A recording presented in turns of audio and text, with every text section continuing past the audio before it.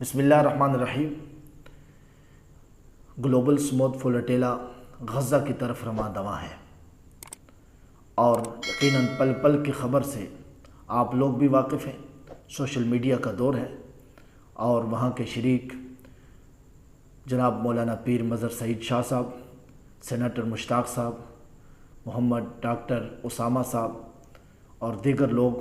آپ سے مکمل طور پر رابطے میں ہیں اور آپ کو پل پل کی خبر دے رہے ہیں۔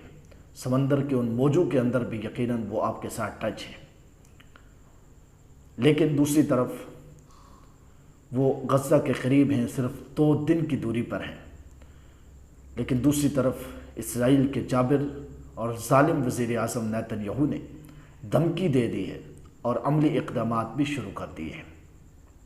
اس موقع پر ہمیں اللہ رب العزت کے سامنے ان کے لیے گڑ گڑا کر دعائیں مانگنی چاہیے اور رجوع الی اللہ کی سخت ترین اس وقت ضرورت ہے۔ اور دوسری چیز، ہمیں ان کی آواز میں آواز ملانی چاہیے، سوشل میڈیا پر ان کی آواز بننا چاہیے اور ہماری حکومت کو بھی چاہیے، اداروں کو بھی چاہیے کہ سرکاری طور پر، حکومتی طور پر ان کو سپورٹ کریں، جیسے کہ غیر مسلم ممالک فرانس، انڈونیشیا اور دیگر ایسے ممالک نے، اٹلی وغیرہ نے اپنے اپنے قافلے کے لوگوں کی مکمل سپورٹ کی ہے اور ان کے اوپر ان کی حمایت کا اعلان بھی کیا ہے اور ان کے اوپر اپنے اوپر حملہ قرار دیا ہے۔ ہم حکومت وقت سے، حکومت پاکستان سے مطالبہ کرتے ہیں